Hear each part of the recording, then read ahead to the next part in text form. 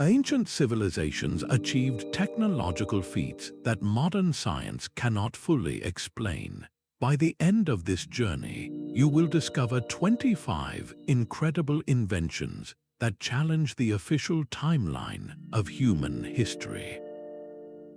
We will uncover how a 2,000-year-old device could predict eclipses and why a simple clay pot might have generated electricity. What does our past truly tell us about the limits of human ingenuity? This corroded bronze lump pulled from the seafloor held a secret that would take decades to fully unravel. Inside the Antikythera Mechanism, researchers found a complex assembly of interlocking gears, a system of mechanical genius that functioned as an astronomical calculator. It could predict the positions of the sun and moon, forecast eclipses, and even track the cycle of the ancient Olympic Games. One of its most baffling features is a component known as a differential gear. This is not a simple set of wheels. It is an intricate arrangement that allows two different speeds to be calculated at once, a technology that historians once believed was invented in the 16th century, not 2,000 years ago. Think of the sophisticated machinery inside a modern automobile, the kind that allows one wheel to turn at a different speed than another when cornering.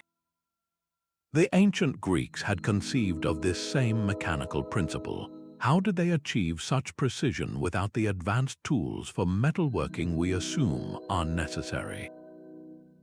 The device was likely used for navigation, allowing sailors to plot their course by the stars with unprecedented accuracy, and for calendar planning, marking important religious and athletic festivals. This was not a toy, it was a sophisticated instrument of science. The existence of the Antikythera mechanism forces a profound question. If this level of engineering was possible in 100 BCE, what other technological wonders from the ancient world have been lost to time, waiting in the silent depths or buried beneath the dust of centuries? Just as the intricate gears of the Antikythera mechanism hint at a lost age of mechanical genius, a humble clay jar found in Iraq suggests an even more startling possibility. Discovered in the 1930s, the Baghdad Battery is a simple artifact, a terracotta pot just over 5 inches tall. Inside, a copper cylinder was carefully soldered with a lead and tin alloy, and within that cylinder sat an iron rod. The entire assembly was sealed at the top with an asphalt plug, effectively insulating the two metal components from each other. If this jar was filled with an acidic liquid like vinegar or grape juice, it would become a basic electrochemical cell. Experiments with modern reconstructions have shown that a single jar could produce just over 1 volt of electricity. While that may seem minimal, connecting several of these jars in series could generate a noticeable current, enough for a small but significant task. What would an ancient civilization do with such a power source? One compelling theory proposed by German archaeologist Wilhelm Koenig is electroplating. This is the process of using electricity to coat a base metal like silver with a thin layer of a more precious metal, such as gold. Artisans could have suspended a silver object in a solution of gold salts, connected it to the battery, and slowly deposited a flawless golden sheen onto the surface, a technique that would explain the exquisite, thin gold layers found on some artifacts from that era. Beyond the workshop, this gentle current might have had other profound applications. Imagine a priest in a darkened temple holding 2 metal rods connected to these mysterious jars. A subtle tingle, a mysterious force that could be presented as divine power. Or consider the potential for ancient medicine, where the mild shock could have been used to stimulate muscles or numb pain, an early form of electrotherapy. The very existence of the Baghdad Battery challenges a linear view of progress. it asks us to reconsider what we assume about the ancient world's understanding of chemical energy. This was not magic, but a practical application of basic principles, a grasp of cause and effect that we typically attribute to a much later age. If a simple pot could hold such potential, what other forgotten discoveries lie buried, waiting to reconnect us with a past far more inventive than we ever believed? Deep within the Temple of Hathor at Dendera, a set of enigmatic carvings covers the stone walls. These are not typical images of gods and pharaohs. Instead, they show massive, elongated objects that look strikingly like modern light bulbs. Each bulbous shape contains a serpentine form, coiled like a filament, stretching towards a base that connects to a box held by a priest-like figure. To a contemporary eye, the resemblance is uncanny. These carvings, dating back to the Ptolemaic period around 100 BCE, have ignited a fierce debate that pits mainstream archaeology against alternative history. Could they be proof of ancient electric lighting? The interpretation hinges on the details. The serpent is seen as the glowing filament, the bulb itself is the protective glass enclosure, and the cable leads back to the power source, the box, which some suggest could be an ancient battery not unlike the one found in Baghdad. This theory is bolstered by a puzzling absence in places like the tombs in the Valley of the Kings. How did artists paint those vast, intricate murals deep inside windowless chambers without leaving a single trace of soot from torches or oil lamps on the ceilings? The idea of a clean, electric light source provides a compelling answer. Engineers who have studied the carvings, like Walter Gahn, have proposed these could represent Crookes tubes, an early type of electrical discharge lamp that produces a faint glow. Modern experiments based on the Dendera designs have, in fact, managed to generate light using period plausible materials, demonstrating that the concept is not entirely far-fetched. Yet, Egyptologists offer a different, deeply symbolic reading. In their view, the so-called bulb is actually a lotus flower, a sacred symbol of creation and rebirth. The snake emerging from it represents the soul's journey and the divine life force, with the entire scene depicting a mythological event, not a technical diagram. This clash of interpretations is what makes Dendera so fascinating. Is it a literal blueprint for a lost technology, or a profound spiritual metaphor carved in stone? Perhaps the truth lies somewhere in between, where the line between cosmic energy and practical knowledge becomes beautifully, mysteriously blurred. The possibility that ancient artisans were depicting a real form of illumination forces us to look at other dark, intricate spaces from the ancient world and wonder just what was the source of the light that guided their hands. Sometimes the most baffling relics are found not in grand temples, but in the unlikeliest of places. In February 1961, 3 men searching for geodes in California's Coso Mountains cracked open what they thought was a common stone nodule. Inside, they did not find the expected crystalline cavity. Instead, they discovered a perfectly circular section of hard clay surrounding a metal core. The object, which became known as the Coso Artifact, appeared to be a mechanical device. It featured a ceramic insulator, a hexagonal metallic sheath that looked like a nut, and a central rod of bright metal. To anyone familiar with early 20th century automobiles, its resemblance was uncanny. It looked exactly like a spark plug from the 1920s. The immediate and obvious question was how a piece of modern machinery could become the hidden heart of a rock that, by all geological accounts, should have taken hundreds of thousands of years to form. The initial excitement suggested this was impossible proof of a highly advanced prehistoric civilization, or even visitors from beyond our world. The artifact seemed to be a technological anachronism, a piece of the industrial age trapped in the Stone Age. But as with all good mysteries, the closer you look, the more complicated the story becomes. Skeptics like researcher Pierre Stromberg presented a compelling counter-argument. He identified the object as most likely a champion spark plug from the 1920s, a common model for cars and even early Model T Fords.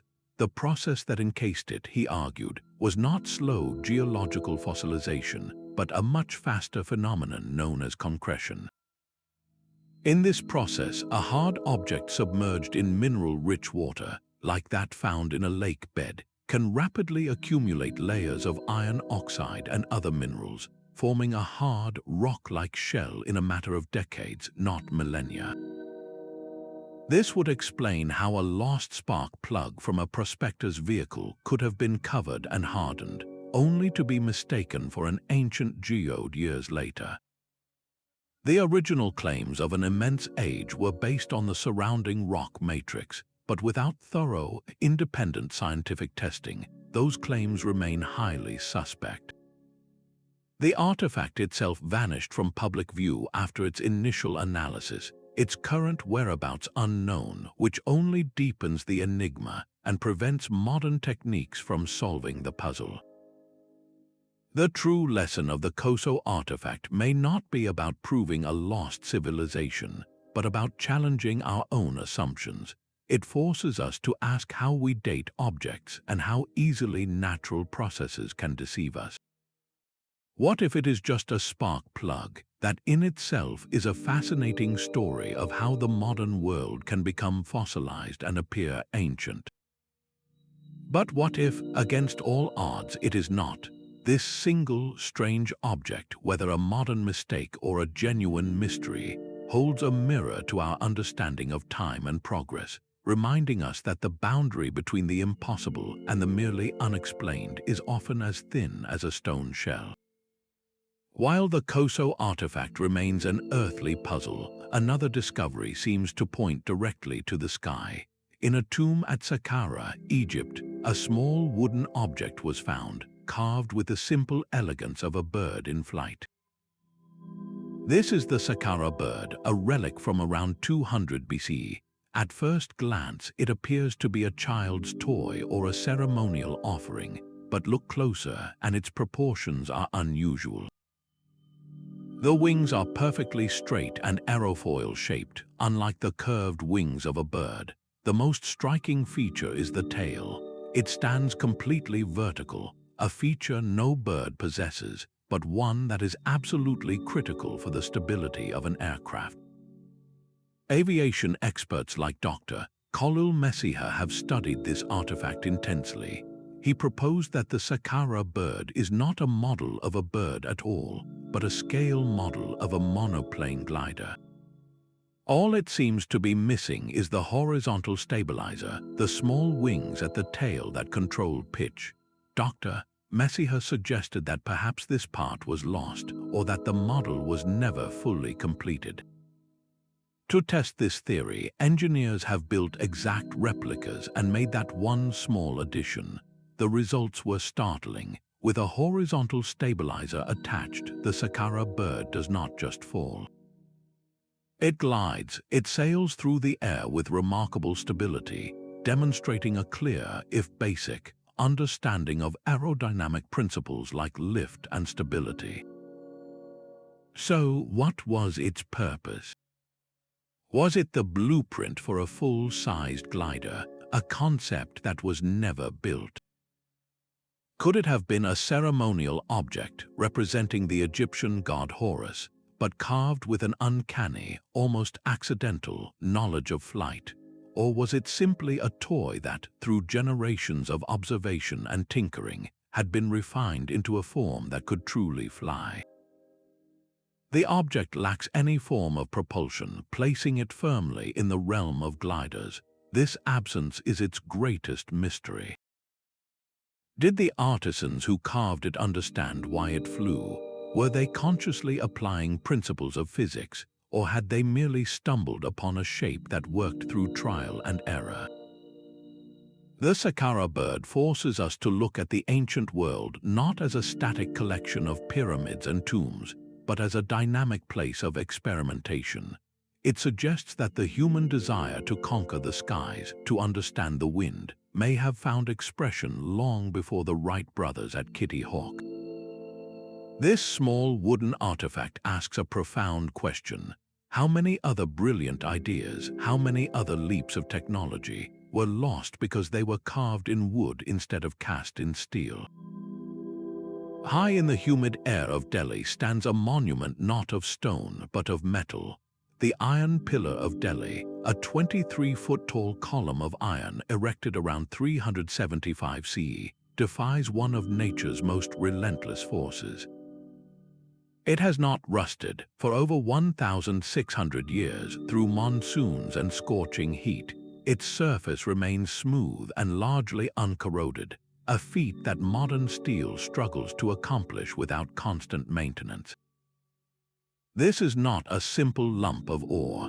It is a masterpiece of metallurgy composed of 98% pure wrought iron, a material of exceptional purity for its age.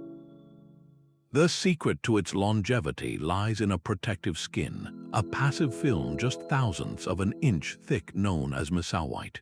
This layer is not a product of luck, but of brilliant, intentional craftsmanship. Metallurgist Dr. R. Balasubramaniam and his team unraveled this ancient recipe.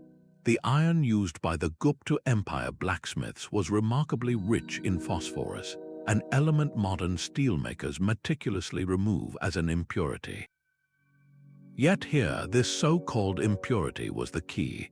The ancient artisans used a unique forging process, hammering the white hot metal with heavy blows in a technique called hot forging.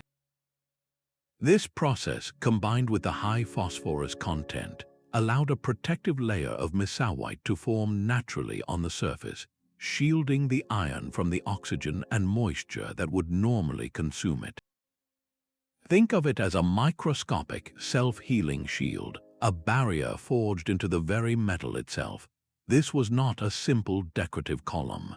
Its surface is inscribed with Sanskrit text praising a king named Chandra, likely Chandragupta II, and some researchers propose its original placement was carefully calculated. It may have served as a giant astronomical instrument, its shadow falling on specific markers to mark the summer solstice or other celestial events, merging spiritual symbolism with scientific observation. The true wonder of the pillar is its singularity. Other iron artifacts from the same era have long since returned to dust. This pillar alone endures, a solitary sentinel from a golden age of Indian science. It speaks of a guild of metalworkers who understood their material on an intuitive, chemical level. They possessed a knowledge that our own industrial processes accidentally bypassed and discarded. What other formulas for permanence, what other recipes for resilience did these ancient masters hold? Their legacy is this single, rustless pillar, a quiet challenge cast in iron, asking us what we have truly forgotten about the art of making things last. While the Iron Pillar of Delhi stands as a silent, rust-proof sentinel, another ancient technology roared across the water with terrifying, unstoppable fury. Greek fire was the secret weapon of the Byzantine Empire, a liquid flame that defied both enemy forces and the very nature of fire itself. Developed around 672 CE, this was not ordinary fire. It was a chemical nightmare that could burn on water, stick to the hulls of wooden ships like napalm, and reportedly ignite upon contact with the sea. Imagine the sheer terror of a naval crew watching a stream of this liquid hell arch from an enemy siphon, knowing that water would only make the flames spread and that there was no escape from its adhesive, consuming blaze. The primary method of deployment was through a pressurized tube called a siphon, mounted on the prows of Byzantine dromon warships. Operators would pump the mixture through these bronze tubes, projecting a continuous jet of fire over a shocking distance. For close quarters combat, it was also packed into clay pots and thrown as grenades, creating an instant inferno upon impact. The psychological impact was as devastating as the physical damage, turning the sea into a weapon for the empire that controlled the formula. The secret of its composition was so closely guarded that it became one of history's most effective classified projects. The formula was a state secret known only to a handful of individuals, perhaps even confined to a single family. They understood that the weapon's power lay not just in its chemistry, but in its mystery. When the Byzantine Empire finally fell, the knowledge died with its last custodians, leaving behind only fragmented clues. Historians and chemists have pieced together likely ingredients from contemporary accounts. The base was almost certainly a form of crude petroleum, like naphtha, which would float and burn. To this, they likely added quicklime, a substance that heats up spontaneously when mixed with water, which would explain the reports of it igniting on contact with the sea. Other proposed components include pine resin to make it sticky and saltpeter to give it a self-oxidizing quality, allowing it to burn even without air.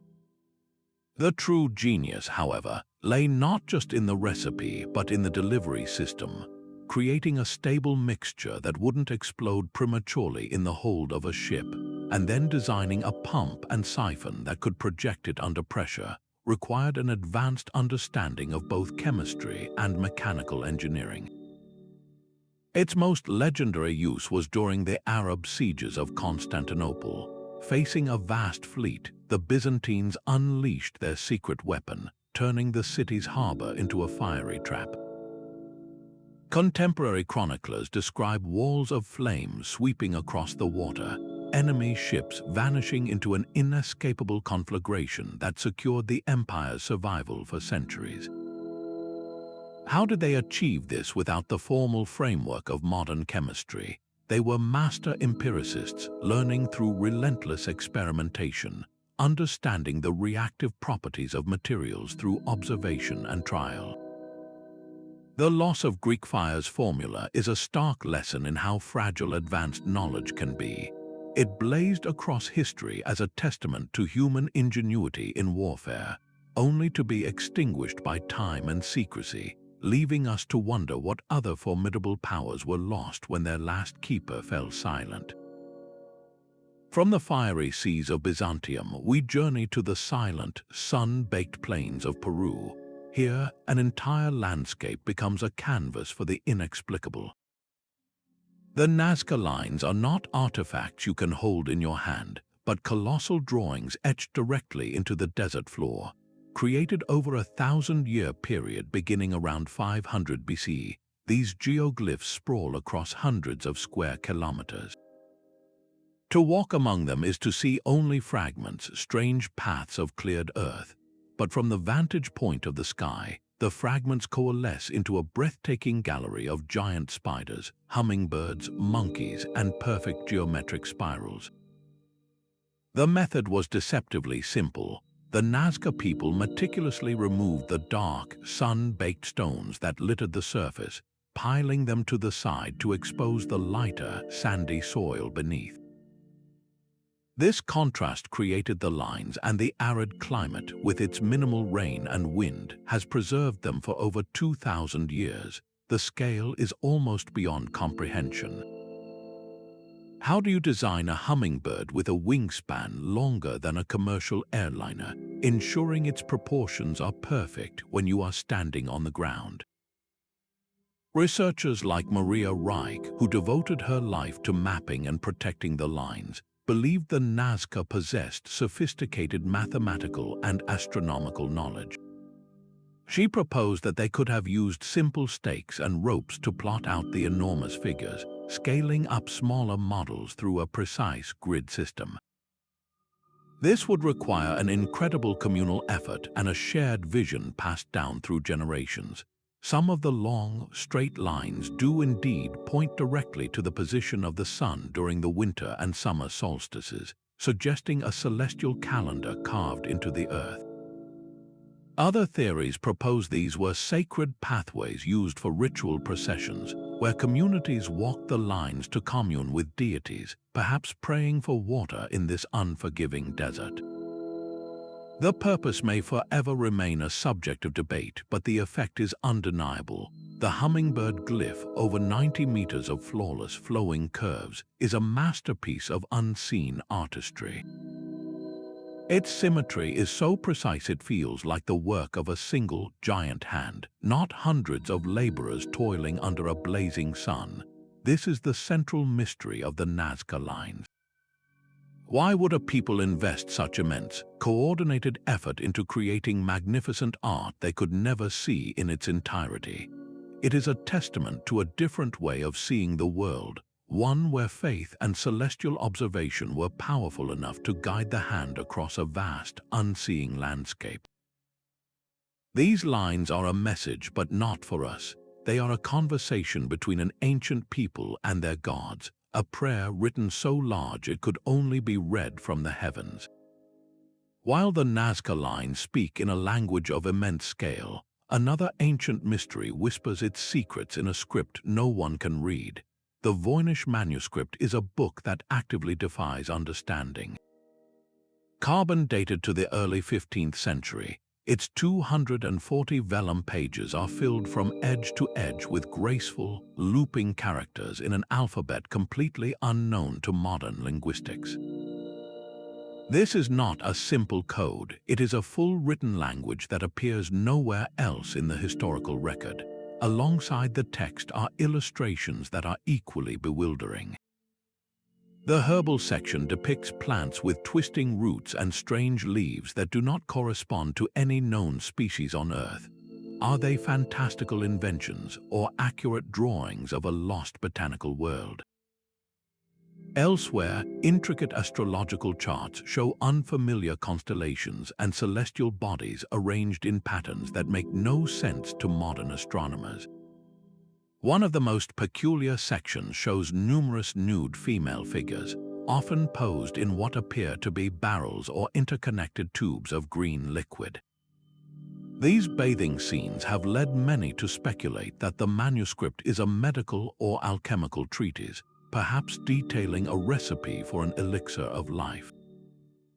The greatest minds in cryptography have thrown themselves at this puzzle. William Friedman, the brilliant codebreaker who helped solve the Japanese purple cipher during World War II, led a dedicated team against the Voynich after the war. He and his colleagues applied every tool of pattern analysis and frequency counting, the same methods that cracked military codes, yet the manuscript yielded nothing. It possesses a statistical structure that feels like language, with word lengths and character repetitions that mimic real writing, but it consistently resists every attempt at decryption. In the 21st century, sophisticated computer algorithms and artificial intelligence have been deployed. These powerful programs can analyze the text at a speed and depth impossible for any human, searching for hidden grammatical rules or syntactic patterns. Still, the result is the same. The code remains unbroken. This repeated failure has fueled wilder theories. Could it be an incredibly elaborate and purposeless hoax created by a medieval forger to deceive a wealthy patron? The consistency of the script and the sheer effort involved make this seem unlikely. Others wonder if it represents a lost language, perhaps from a remote culture that left no other trace. The most speculative suggest it could be a form of glossolalia, a stream of unconsciousness given form, or even a message not of human origin. The truth is, we do not know. The Voynich Manuscript is a locked door in the house of history, and we have yet to find the key. It sits in a Yale University library, a silent challenge. What profound knowledge about herbal medicine, astronomy, or the nature of reality itself is contained within its pages? The manuscript does not answer, it only asks, pushing us to question the very limits of our ability to understand the past. A 16th century map holds a coastline that should not exist. The Piri Reis Map, drawn by the Ottoman admiral and cartographer Piri Reis in 1513, is a stunning artifact of vellum and ink that defies the known history of exploration. It depicts the eastern coast of South America with remarkable accuracy, but its true mystery lies far to the south, in the frozen reaches of Antarctica. The map shows a landmass connected to the southern continent that bears a striking resemblance to the coastline of Queen Maud Land. This is baffling because Antarctica was not officially discovered until 3 centuries later in 1820.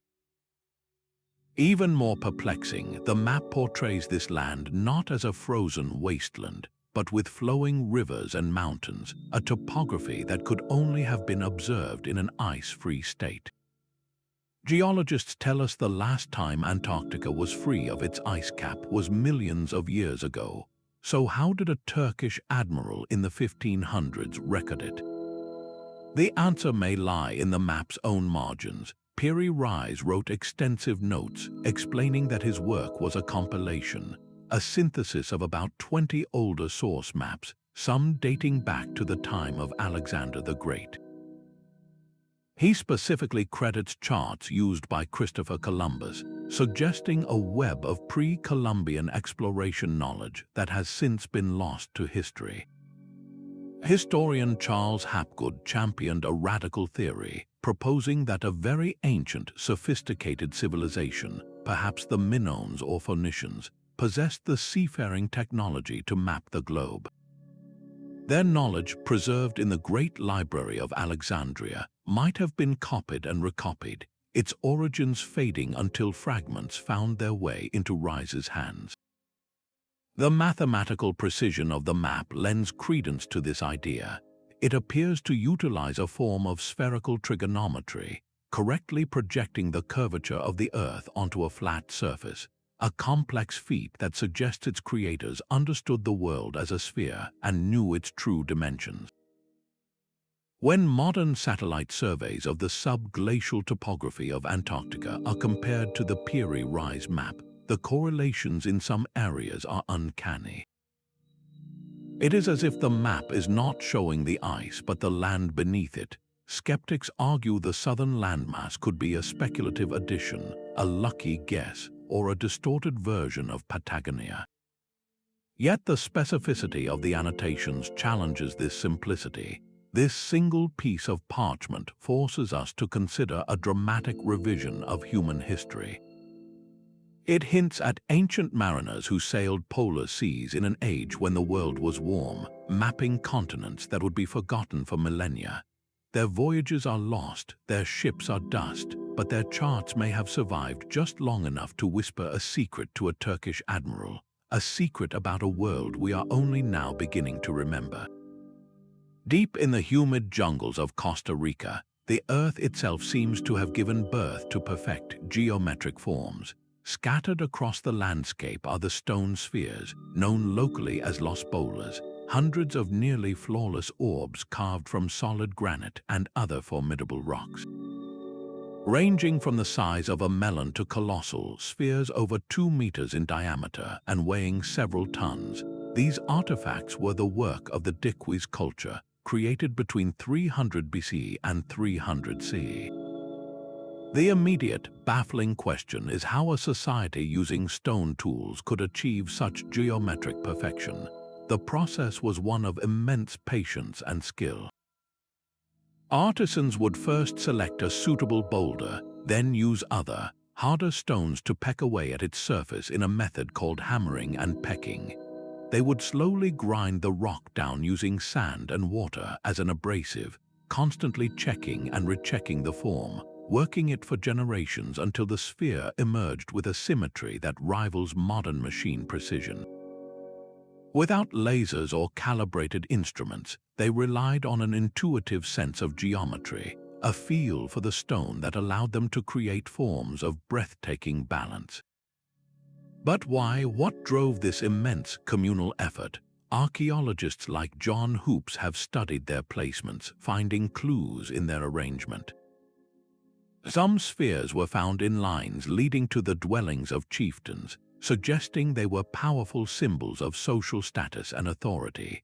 Others were grouped in patterns that seemed to mirror constellations or solar alignments, transforming a village plaza into a cosmic map. They might have marked sacred burial grounds or territorial boundaries. One of the most compelling theories is that they were physical representations of celestial bodies, making the gods and the cosmos tangible, something a community could see and touch.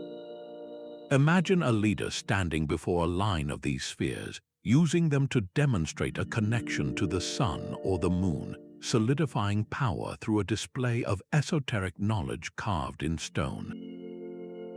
The sheer effort involved speaks to a society that valued abstract concepts of order, harmony, and the celestial realm. These were not practical tools for farming or hunting. They were monuments to a worldview, a permanent expression of a culture's deepest beliefs about the universe and their place within it. The mystery only deepens with their dispersal.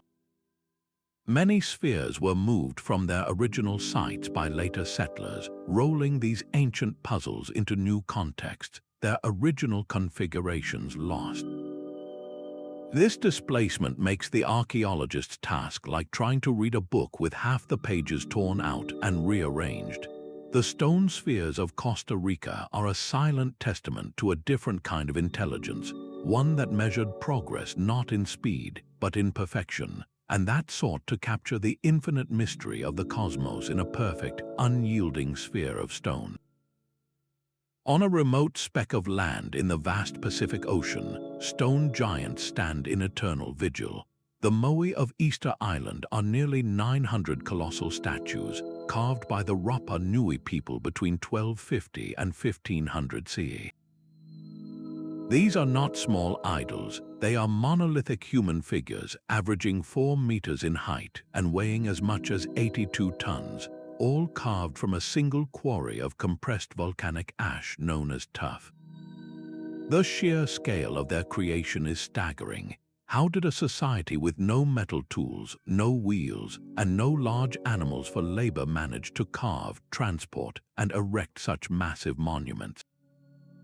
The quarry at Rono Roroku is a haunting landscape of half-finished giants, with nearly 400 statues in various stages of completion, still embedded in the volcanic rock.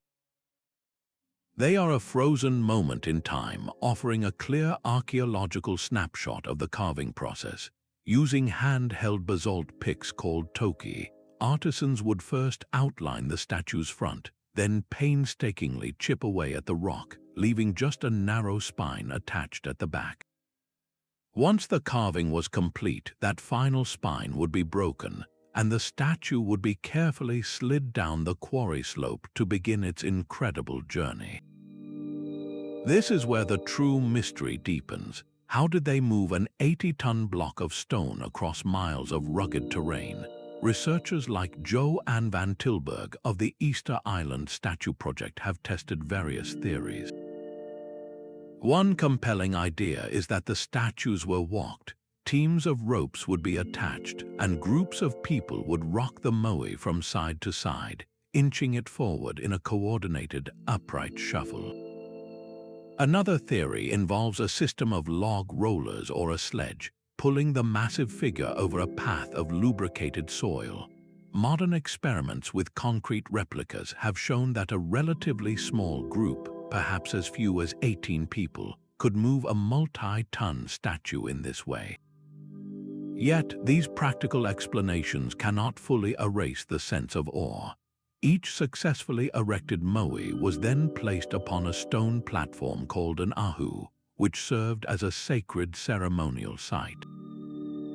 These were not merely decorations, they were the embodiment of ancestral chiefs, powerful figures whose spirits, or mana, were believed to watch over the community, bringing fertility and protection. The largest moai ever erected, named Paro, stood over 10 meters tall and weighed a breathtaking 82 tons. The cultural drive to create these guardians was so powerful that it may have contributed to the island's ecological crisis. The extensive use of trees for log rollers and rope is linked to the deforestation of the island, a sobering reminder of the cost of such monumental ambition. The silent, sightless Moai ask us a profound question about the nature of human achievement. How does a community, isolated in the middle of the ocean, muster the collective will and ingenuity to raise giants from the earth? Their answer is carved in stone, a testament to a belief so powerful it could move mountains, or at the very least, shape them into faces that still watch the horizon.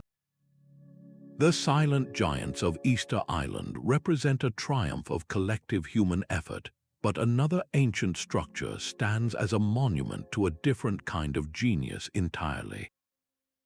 The Great Pyramid of Giza is an architectural declaration that defies the passage of millennia. Built around 2560 BCE, its precision is not merely impressive, it is almost incomprehensible. The pyramid's base is a nearly perfect square, with its four sides aligned to the cardinal directions north, south, east, and west, with an error of less than 1/15 of a single degree. This alignment to true north is a feat of surveying that would challenge modern engineers even with satellite technology. How did its builders achieve such accuracy without a magnetic compass? They likely turned to the sky, using the circular motion of stars around the celestial pole to find their bearing, a process requiring painstaking, long-term observation. This celestial connection is woven directly into the pyramid's very geometry. The ratio of its perimeter to its height equals 2 times pi, while the proportions of its inner chambers and outer form reflect the golden ratio, phi. These are not coincidences, they are the signature of a culture with a profound, perhaps lost, understanding of mathematical constants and their relationship to the cosmos. The construction itself presents an even greater puzzle. Each massive limestone block, some weighing as much as 80 tons, was cut and placed with a precision that modern laser scanning has revealed in stunning detail. The seams between these colossal stones are often thinner than a human hair, fitted together so perfectly that not even a razor blade can be inserted. The surfaces of some interior stones are polished to a glass-like finish, showing no discernible tool marks. This level of craftsmanship suggests the use of tools and techniques far beyond the simple copper chisels and stone hammers typically attributed to the era. Engineers like Christopher Dunn have proposed revolutionary theories to explain this. He suggests the Egyptians might have used a form of advanced machining, perhaps with tools that employed vibrations or other sophisticated methods to cut and shape stone with such fluid precision. The question of how they lifted these blocks hundreds of feet into the air remains fiercely debated. The traditional theory of massive external ramps is plagued with logistical problems, including the staggering volume of the ramps themselves. Alternative ideas propose intricate internal spiral ramps or even a system using water-filled shafts to create buoyancy, effectively floating the stones into place. This incredible precision has led to more speculative ideas about the pyramid's purpose. Beyond a tomb, could it have been a powerful energy generator? Some researchers point to the materials used, like the crystalline granite in the king's chamber, which possesses piezoelectric properties, meaning it can generate an electric charge under pressure. The pyramid's shape itself, a massive geometric form, might have acted to concentrate telluric or earth energies. Others see it as the ultimate astronomical observatory, its descending passageways perfectly aligned with specific stars, locking the heavens into stone. The Great Pyramid does not give up its secrets easily. It stands as a silent challenge, a peak of curiosity that forces us to ask what truly happened in that distant golden age. What tools did they hold, what sciences did they command that allowed them to build not just for a century but for all time? The seamless perfection of the Great Pyramid finds a powerful echo high in the Andes Mountains. In the ancient Inca capital of Cusco, stone walls rise from the earth, assembled with a precision that seems to defy physics. These are not simple stacked blocks. They are intricate puzzles of polygonal stone, each piece carved and polished to interlock with its neighbors so perfectly that not even the blade of a razor can find a gap. Built from the 15th century CE without a drop of mortar, these structures have withstood centuries of violent earthquakes that have toppled modern buildings all around them. The secret lies in the joints themselves. Instead of rigid, straight lines, the Incas used multifaceted, irregular shapes. When the ground shakes, these stones jiggle and settle, dissipating the energy rather than fighting it. They dance with the earthquake, then return to their original, locked position once the tremor has passed. How did they achieve this without iron tools or the wheel? Archaeologist Jean-Pierre Protzen spent years attempting to replicate the technique. He discovered that artisans likely used harder stones like hematite to pound and shape the massive andesite blocks, patiently grinding the surfaces by hand. The fitting process was a monumental exercise in trial and error. A block would be repeatedly lowered onto its neighbor, the high points marked with a dusty pigment, and then painstakingly abraded away until the entire face made perfect contact. The sheer speed at which they accomplished this, however, remains one of the great unsolved questions of their engineering. This was more than just construction, it was a profound cultural statement. The walls symbolized the unshakable power and permanence of the Inca Empire. Their seamless integration with the bedrock beneath them reflected a worldview that saw humanity as part of the natural world, not its master. You can see the evolution of this philosophy in the variety of styles, from the rustic, massive stones at the fortress of Ollantaytambo to the elegantly finished, ashlar walls of Cusco's royal palaces. The effort involved was staggering. Stones were transported from quarries miles away, likely rolled on log rollers and dragged up immense earthen ramps by thousands of workers. The ultimate expression of this stonecraft is the fortress of Sacsayhuamán, which guards Cusco from the hills above. Here, the walls are arranged in a dramatic zigzag pattern, with some individual limestone blocks standing over 28 feet tall and weighing more than 100 tons. Each is fitted to its neighbors with that same breathtaking, earthquake-proof precision. To stand before it is to feel a sense of awe not just for the scale, but for the intelligence behind it. How did a culture without formal writing or the pulley system devise a method of construction that remains one of the most resilient in human history?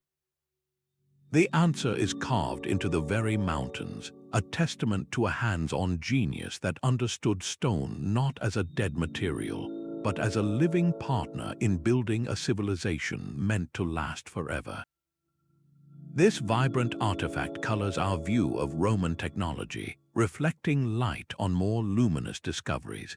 In a softly lit museum room, a single cup of glass seems to hold two different souls. Under reflected light, it glows an opaque jade green, but hold it up to a light source and the cup undergoes a magical transformation, becoming a translucent, glowing ruby red. This is the Lycurgus Cup, a Roman relic from the 4th century CE, and its secret is not magic, but a form of technology so small it was invisible for over a millennium. The cup is a stunning example of dichroic glass, a material that displays two different colors. This effect is not achieved with dyes or paints. It is the result of ancient nanotechnology. Scientific analysis, led by researchers like Ian Freestone, revealed that Roman artisans infused the glass with a precise colloidal suspension of gold and silver nanoparticles. These particles are unimaginably small, measuring about 70 nanometers across, which is over 1,000 times thinner than a human hair. At this microscopic scale, the metal particles interact with light in a unique way. They scatter the light passing through the glass, allowing the longer red wavelengths to dominate and creating that fiery crimson glow when lit from behind. When light reflects off the surface, our eyes perceive the shorter green wavelengths instead. The creation process was a high-wire act of material science.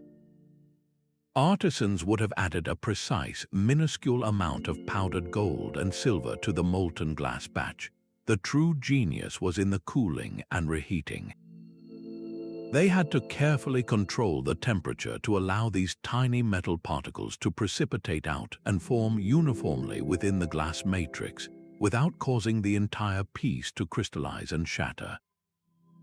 This was not a simple accident. It was a repeatable, if incredibly difficult, technique that demonstrates a profound, if intuitive, grasp of chemistry and optics. The cup itself is also a masterpiece of artistry, a rare surviving example of a Roman cage cup or diatretum. This means the entire outer decorative cage and the intricate scene depicting the myth of King Lycurgus being entangled by the vine god Dionysus was carved from a single, solid block of glass. The level of skill required is almost beyond belief. What inspired such a breathtaking fusion of art and science? Was it a royal commission, a display of ultimate luxury meant to astound guests at a feast? The color-shifting property would have been a guaranteed wonder, a talking point that demonstrated the host's access to the pinnacle of technological artistry. Modern scientists have confirmed the cup's sophistication by trying to replicate its effects.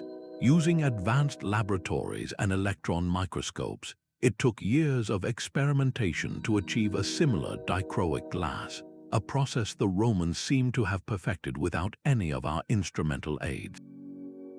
The Lycurgus Cup is more than a beautiful object. It is a physical question. How many other revolutionary techniques, born from patient observation and masterful craft, were lost in the shadows of history, their light extinguished until we rediscover how to see it again? A dragon's bronze mouth once held the answer to the Earth's deepest tremors. In 132 CE, the brilliant Chinese astronomer and inventor Zhang Heng presented the Han Dynasty court with a device of almost prophetic power, the world's first seismoscope. It appeared as a magnificent bronze urn, adorned with 8 dragons perched around its top, each gazing downward toward a corresponding bronze frog with an open mouth below.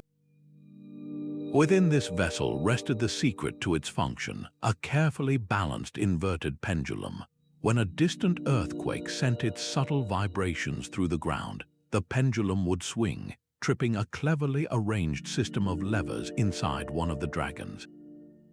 This would release a bronze ball from that dragon's jaw, which would clatter decisively into the mouth of the frog beneath it, clearly indicating the cardinal direction from which the quake had originated.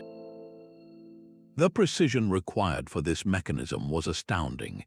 The bronze casting had to be flawless, the internal channels perfectly clear, and the pendulum's sensitivity tuned to a hair's trigger to react to tremors hundreds of miles away.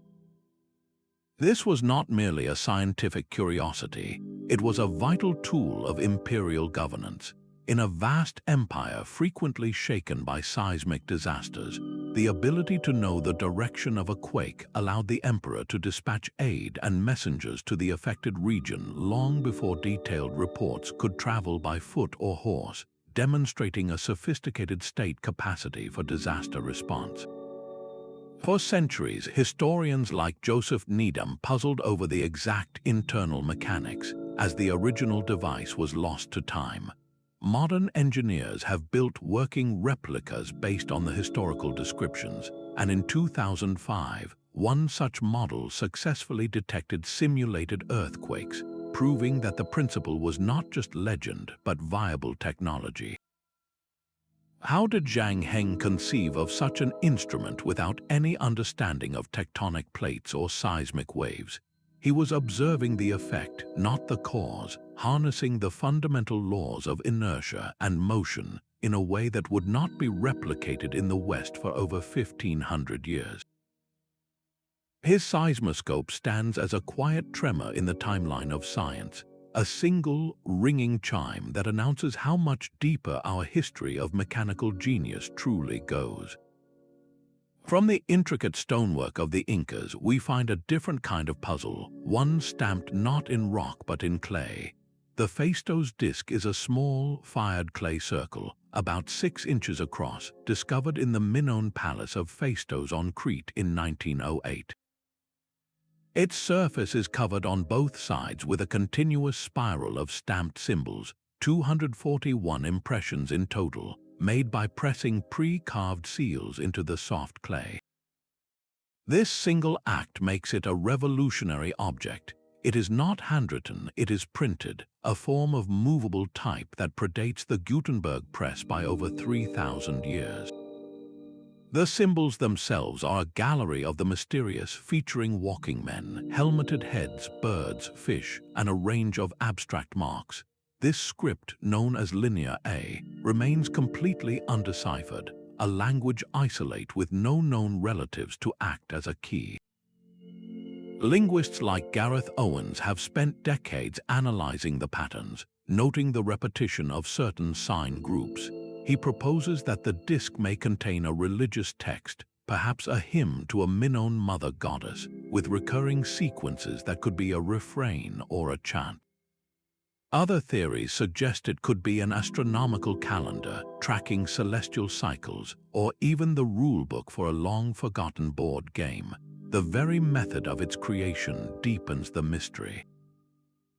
Why use a set of reusable seals for a message that appears to be utterly unique? Was it a royal decree, a sacred prayer, or a piece of bureaucratic administration? The isolation of the disc is its most baffling feature. No other artifact like it, no matching seals or similar inscribed objects, have ever been found in Crete or anywhere else in the world. It stands alone, a single, encoded message from a sophisticated culture that left no other examples of its printing technology.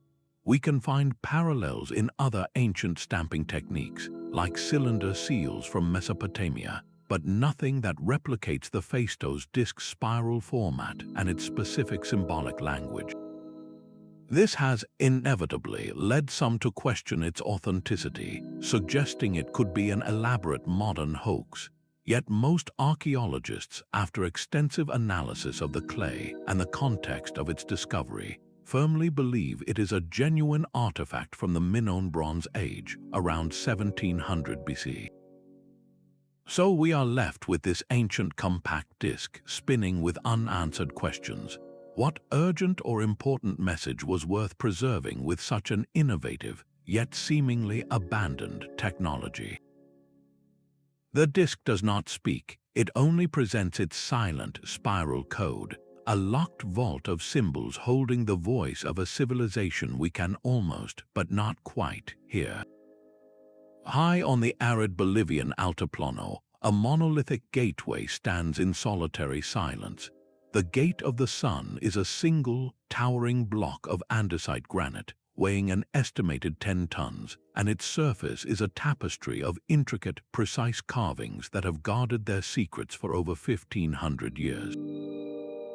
Created by the Tiwanaku culture around 500 to 600 CE, this archway is dominated by a central, imposing figure often identified as the staff god, a celestial deity who holds a vertical staff in each hand. Radiating from this central form are 48 squares, each containing a figure, 32 with human faces and 16 with condor heads. These are not random decorations. Many researchers, like Arthur Posnansky, have argued this is a complex calendar system, a stone almanac where each figure could represent a day in a lunar sidereal month, and the entire ensemble mapping a solar year. The gate's original placement was almost certainly aligned with celestial events. On the winter solstice, the rising sun would have flooded directly through the gateway, illuminating the central deity in a blaze of light, a dramatic fusion of architecture and astronomy. This was likely a ceremonial entrance to a sacred precinct, a threshold where the spiritual and earthly realms met. The carvings themselves required a mastery of stoneworking that seems to defy the tools available. Tiwanaku artisans, using stone hammers and abrasive sand, achieved crisp, deep reliefs on one of the hardest stones in the region. The sheer scale and symbolic density of the gate suggest it was more than a door, it was a cosmic diagram. The symbols may have directly informed Tiwanaku's urban planning, with temple and residential areas arranged to reflect the celestial order depicted on the gate. This cosmic blueprint would have guided agricultural cycles, telling the people when to plant and when to harvest based on the positions of the stars and sun, weaving the rhythms of the heavens directly into the fabric of daily survival. Yet the gate story is fractured. It was moved from its original location in antiquity and now stands broken, a puzzle reassembled but disconnected from its foundational context. This displacement makes it profoundly difficult to verify its original astronomical alignments, leaving researchers to piece together its purpose from a disrupted landscape. How did the Tiwanaku people conceive of such a perfect marriage of art, science, and spirituality? The gate does not answer, it only presents its silent stone code, a testament to a civilization that saw the universe not as a mystery to be solved, but as a story to be carved in stone for all time. While the Gate of the Sun stands fractured on its high plateau, another Roman creation endures perfectly beneath the sea. Submerged for 2 millennia, the ancient harbor of Portus Cosanus remains remarkably intact, its concrete piers and breakwaters defiant against the constant assault of saltwater waves. This is not a quirk of preservation, it is the result of a forgotten science. Roman concrete was a technological marvel, a recipe that actively grew stronger in the marine environment, while our modern concrete crumbles and cracks under the same conditions. The secret was in the mix. Roman engineers, starting around 200 BCE, combined a simple but brilliant set of ingredients: slaked lime, volcanic ash from the town of Pozzuoli, and chunks of volcanic rock, all mixed with seawater itself. This was not a random formula. Geologists like Marie Jackson have used advanced microscopy to peer into the soul of this ancient material. They discovered that the seawater triggers a slow, long-term chemical reaction. The volcanic ash and lime combine to form a crystalline structure called aluminum tobamorite. These tiny, interlocking plates grow and reinforce the concrete over decades and centuries, effectively making the material self-healing. Any small cracks that form are quickly filled by these new crystals, a regenerative process that our own static concrete cannot hope to match. This incredible durability powered the Roman Empire. Look at the majestic dome of the Pantheon in Rome, the largest unreinforced concrete dome in the world, still standing after nearly 2,000 years. Its vast coffered ceiling is a testament to the faith they placed in their material. Or consider the aqueducts that stretched for miles, their concrete channels carrying fresh water across valleys and hills. These were not just feats of engineering, they were declarations of permanence. Yet, when the Roman Empire collapsed, the knowledge behind this wonder material faded into obscurity. The precise recipe and the nuanced understanding of the chemical processes were lost, perhaps guarded by guilds of builders whose traditions died with them. We are only now, with 21st century tools, beginning to decode what Roman engineers knew through empirical mastery. What profound insight into the living nature of materials did they possess? Their concrete was not just a mixture, it was a partnership with time and the elements, a stone that learned to grow stronger in the very water that should destroy it. These knotted cords hold the memory of an empire without a single written word. The Quipu was the administrative backbone of the Inca Empire, a complex system of colored strings and precisely tied knots that recorded everything from census data and tax obligations to epic stories and legal codes.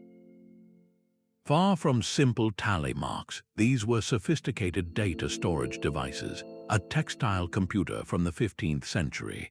A quipu consists of a main cord from which multiple pendant cords hang. The information was encoded in a rich vocabulary of variables: the color of the strings, the type of fiber, the spacing between knots, and the specific way each knot was tied. A decimal system was at its heart, with different knot types representing units, tens, hundreds, and even thousands. A figure 8 knot might mean 1, while a long knot with several turns could represent 2 through 9, and a single overhand knot stood for a multiple of 10. Scholar Gary Urton has proposed that this system was so advanced it could have encoded linguistic and narrative information as well, turning the quipu into a form of three-dimensional writing. The sheer variety of quipu styles is telling. Some are simple and repetitive, likely used by local accountants to track warehouse supplies or livestock. Others are incredibly complex, with multiple layers of cords, a riot of different colors, and intricate knot patterns that suggest they held sacred histories or the laws of the empire. This system allowed the Inca to govern their vast territory, which stretched along the Andes Mountains with breathtaking efficiency. A runner or chasqui could carry a quipu across hundreds of miles, and any trained administrator or quipucamayok could read its message regardless of their local spoken language. It was a universal code for empire. The dry, cool climate of the high Andes preserved many of these artifacts, giving modern researchers a rare window into this non-textual intelligence. Today, the mystery of the full Quipu language persists. Researchers are using modern databases to catalog every known example, analyzing the patterns of colors and knots across thousands of specimens, searching for a grammatical key. It is like trying to crack a code where we know the numbers but not the nouns, the syntax but not the soul. How did the Inca conceive of such an intricate mnemonic system? These knots tie us to a different kind of genius, one that wove information into the very fabric of everyday life, a thread of communication that challenges our deepest assumptions about what it means to write, to count, and to remember. Deep in the humid Mexican jungle, 17 stone giants gaze out with silent, stoic authority. The Olmec colossal heads are monuments of pure presence, each carved from a single, massive block of volcanic basalt.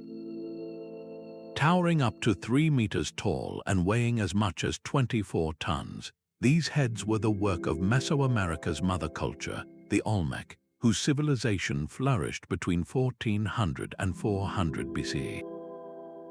The first and most immediate question is how a society without metal tools, without the wheel, and without draft animals managed to quarry, sculpt, and transport such behemoths.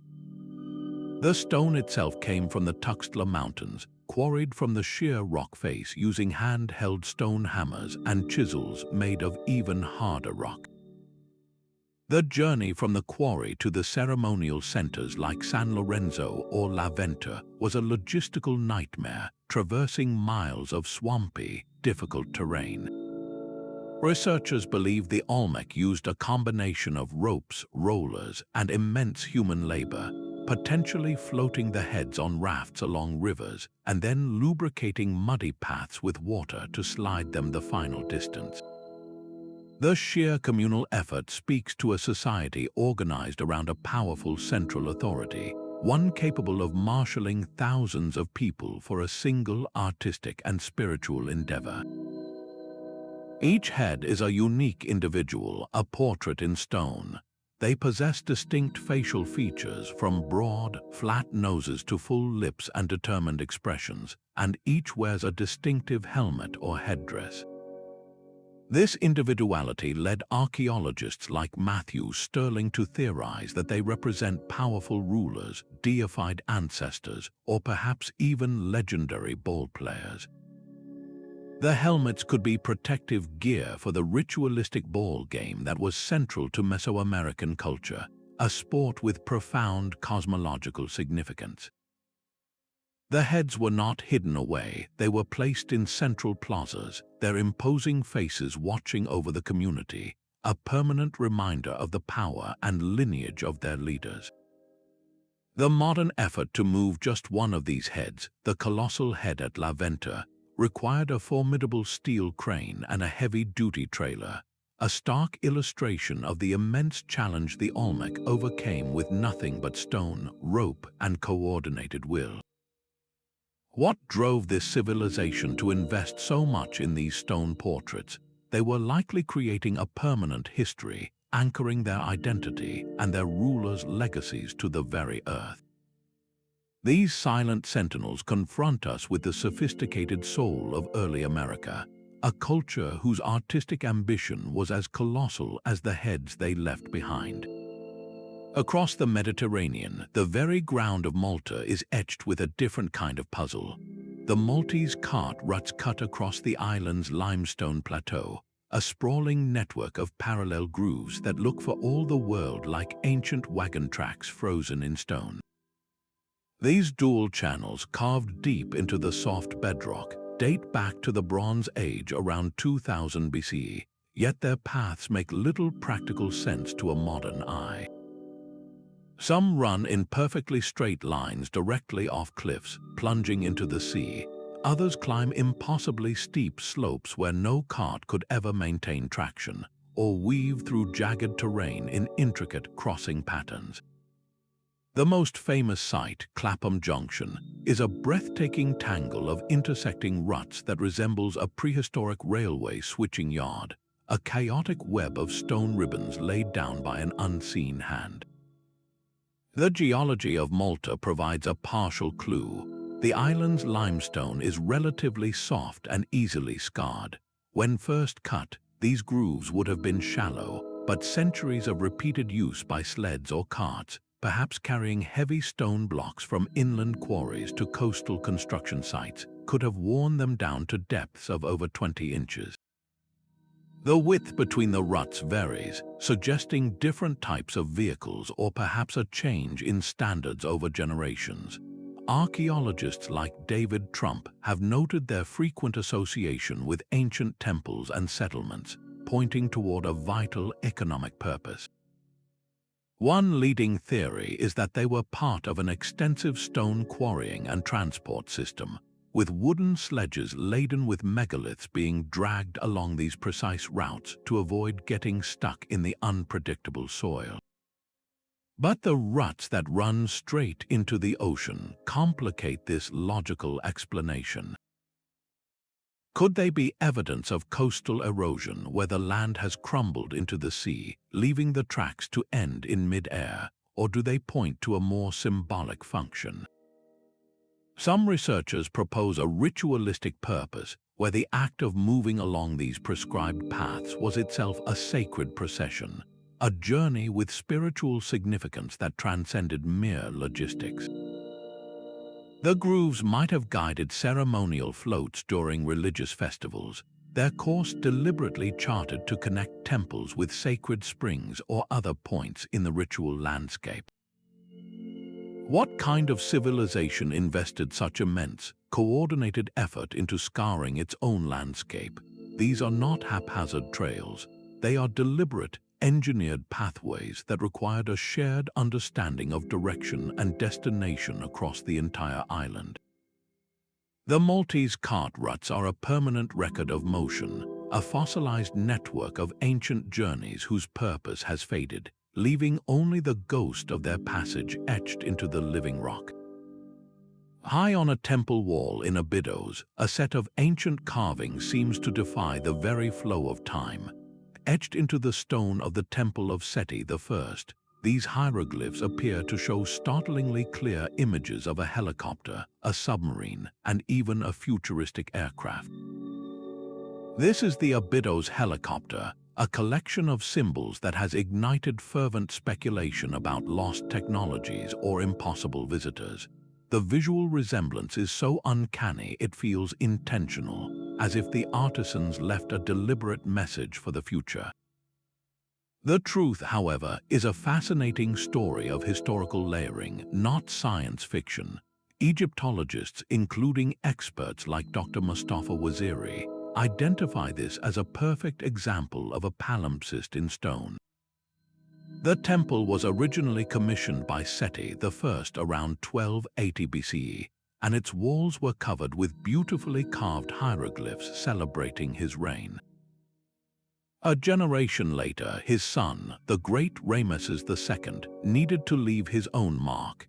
In a common practice of the era, Ramesses had his craftsmen recarve a specific section of the wall, plastering over his father's inscriptions and cutting his own royal names and titles into the same space.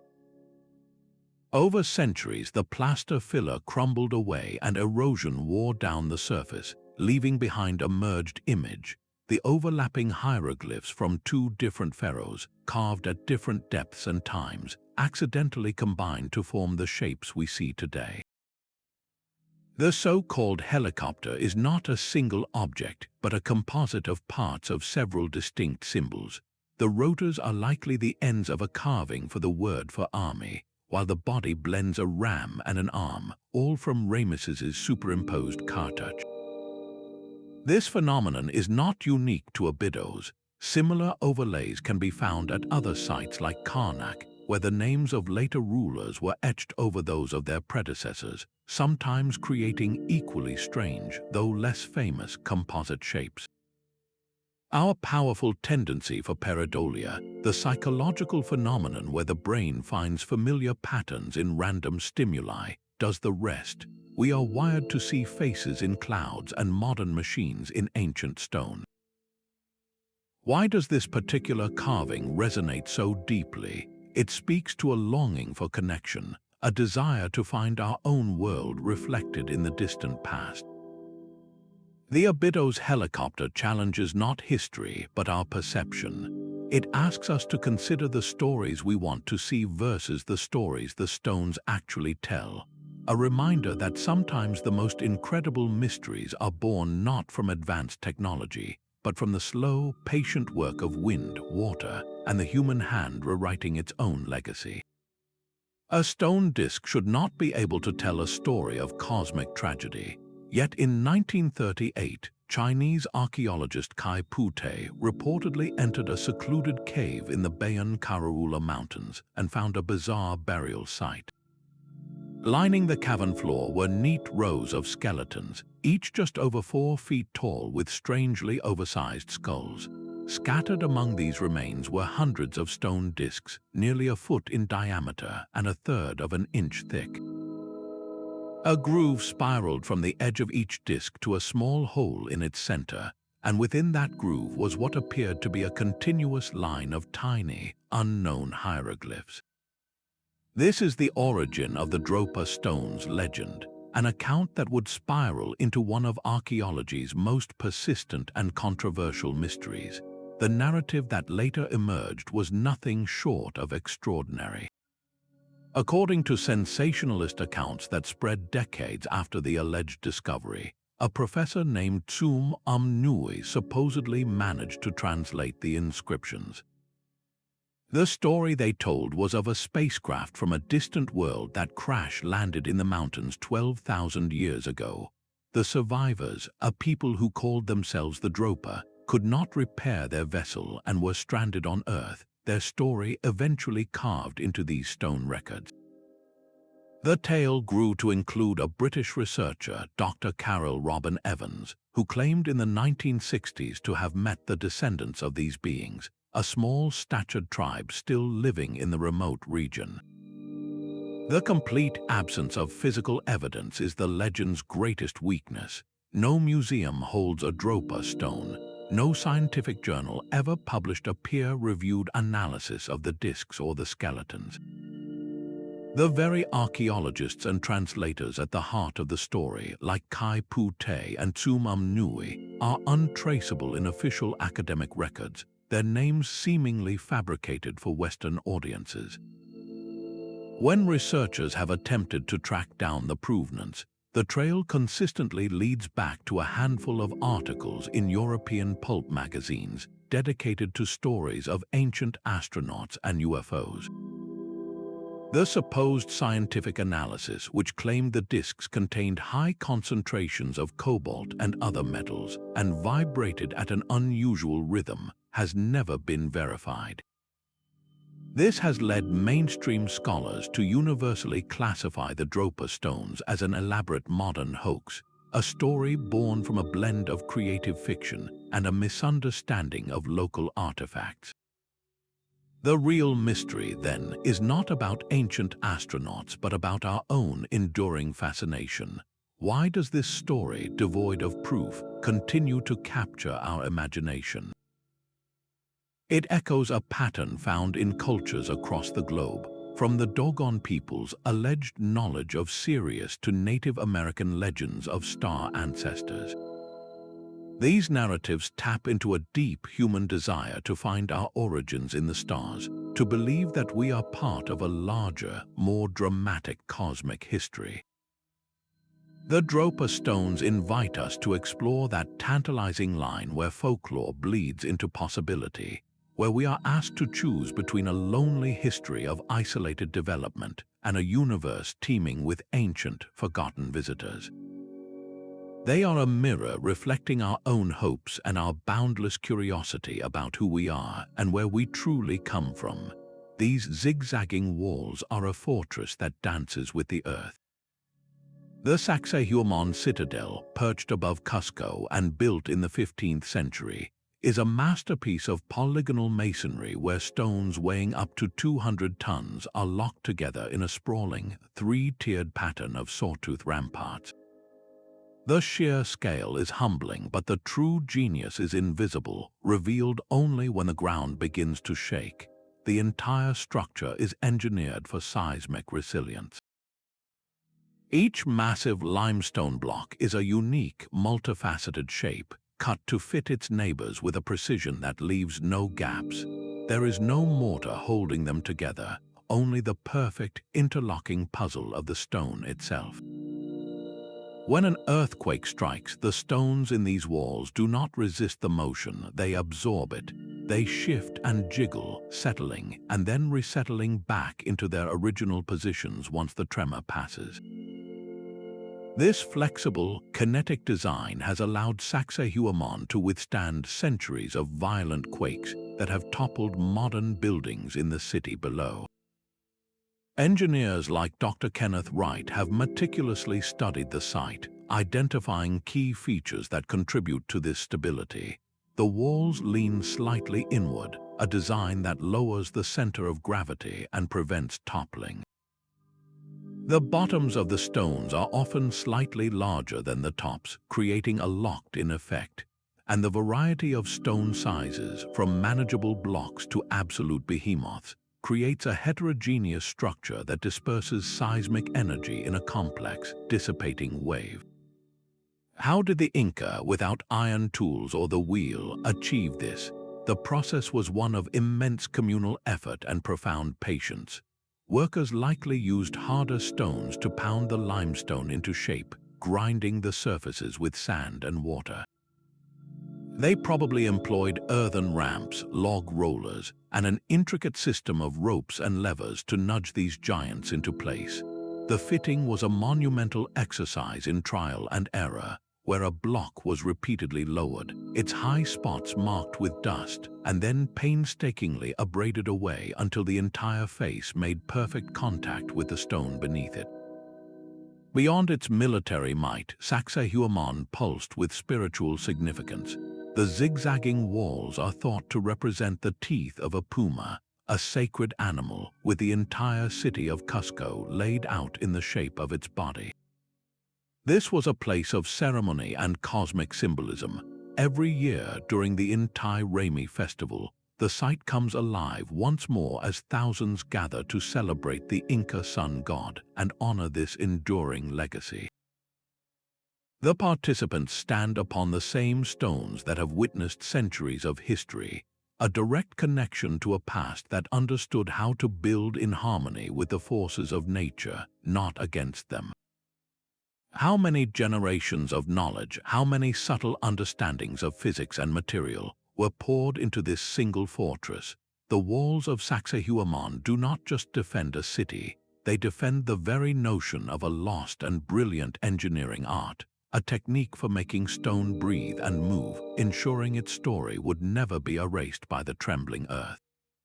The final artifact is a small piece of polished rock crystal, no bigger than a thumb, discovered in the ruins of the Assyrian palace at Nimrud and dating to the 8th century BC. This object is known as the Nimrud Lens. Its shape is slightly oval with one flat side and one gently convex side, a form that is unmistakably functional. When held at the right angle, this piece of crystal can focus rays of sunlight into a sharp, hot point, capable of charring wood or igniting dry tinder. It could also be used to magnify small objects, bringing fine details into a clarity that the naked eye would miss. This was not a piece of decorative jewelry, but a tool. The quality of the rock crystal is exceptionally pure, and the grinding required to achieve that specific convex curve was no accident. It implies a deliberate process, a crafting of nature's material to serve a purpose that harnessed the very nature of light itself. The lens was found among other glass artifacts, which has led some to argue it was merely an inlay, a decorative piece for furniture or a statue. Yet its isolated discovery and its unique, purposeful shape make that explanation feel incomplete. Why go to the trouble of grinding a perfect optical curve if it was only meant to be glued into place and never used? The great optician Sir David Brewster was one of the first to analyze it seriously, concluding it was a true burning lens. He saw in its form the principles of optics that would not be formally explored for centuries. We can find similar ground crystal lenses in later Greek and Roman contexts, used as magnifying glasses for fine work or as reading aids. The Nimrud lens stands as a solitary, much earlier precursor. What did the Assyrians see through this small window of crystal? Perhaps a craftsman used it to inspect the finest engravings on a seal or a piece of jewelry. Maybe a priest employed it to light a sacred flame with a beam of concentrated sunlight, a display of power that would have seemed miraculous. Or was it an early tool of astronomy, allowing an observer to gaze just a little deeper into the night sky? Its true purpose is locked within the crystal, but its very existence clarifies a profound idea. The desire to see more, to focus the world and harness its fundamental energies, is an ancient driving force of human curiosity. This small lens magnifies not just objects, but our entire perspective on the subtle, scientific advances of a world we are only beginning to bring into focus. These scattered marvels are not merely a collection of curiosities, they are a testament to the astonishing creativity of the human mind. A common thread weaves through the Antikythera Mechanism's gears, the rust-proof iron pillar, and the dancing stones of Sacsayhuamán. Each one reveals a culture that looked at the world, understood its hidden principles, and devised a brilliant solution with whatever was at hand. They achieved the extraordinary not with limitless resources, but with limitless ingenuity. Historian James Burke reminds us that progress is not a straight line. It is a winding path where knowledge is gained, lost, and sometimes rediscovered centuries later. A society could master the secrets of Roman concrete only to have that formula vanish with its empire, or develop a system of knotted chords as complex as any written language, only for its meaning to fade when the empire fell. These losses were often brutal. Invasions could scatter a guild of master metalworkers, their techniques dying with them. Natural disasters might bury a city and its technological secrets under layers of silt and ash. The fragile nature of oral traditions meant that when the last elder who remembered the star lore or the recipe for Greek fire passed away, that chapter of knowledge closed forever. Yet the drive to experiment, to tinker and test, was a relentless engine of discovery. Imagine the first artisan who noticed that a specific mix of volcanic ash and seawater created a stone that grew stronger, not weaker. Think of the countless trials that led to the perfect colloidal suspension of gold in the Lycurgus Cup. These were not accidents, they were the fruits of patient, observant experimentation, often conducted without a formal framework of science. This ancient genius is not just a historical footnote, it is a living inspiration. Modern engineers now study the polygonal masonry of the Inca to design buildings that can dance with earthquakes, saving lives in seismic zones around the world. Material scientists are actively trying to replicate the self-healing properties of Roman concrete to create more durable and sustainable infrastructure for our future. The past holds a vast library of solutions to problems we are still grappling with today. What can we learn from these ancient masters? They teach us about resilience, about observing the natural world with a deep and humble attention, and about the power of a community united by a shared, ambitious vision. They urge us to value different forms of intelligence, whether it is encoded in knotted strings, carved in stone, or forged in a humble clay pot.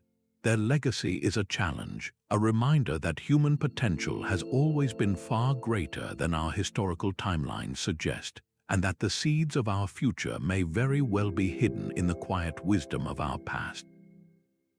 Our journey through these 25 ancient wonders leaves us not with answers, but with a far greater gift, a profound and enduring sense of wonder. Each artifact, from the humble Baghdad Battery to the celestial alignment of the Great Pyramid, chips away at the rigid timeline we have constructed for human history. They are not mere anomalies, but evidence of a richer, more complex story of innovation. A story where knowledge blossomed in isolated pockets, was fiercely guarded, and was sometimes tragically lost. This narrative is not a straight, ascending line, but a rich and intricate tapestry, woven with threads of genius from cultures scattered across the globe. The Incas understood how to make stone dance with earthquakes, the Romans forged a concrete that grew stronger in seawater, and the creators of the Antikythera Mechanism mapped the heavens with spinning bronze gears. These were not magical acts, but brilliant, practical solutions born from a deep and observant relationship with the natural world.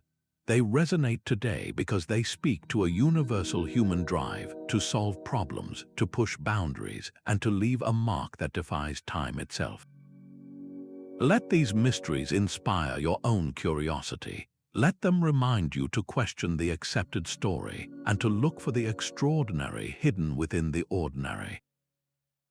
We would love to hear which of these technologies captured your imagination the most. Share your thoughts.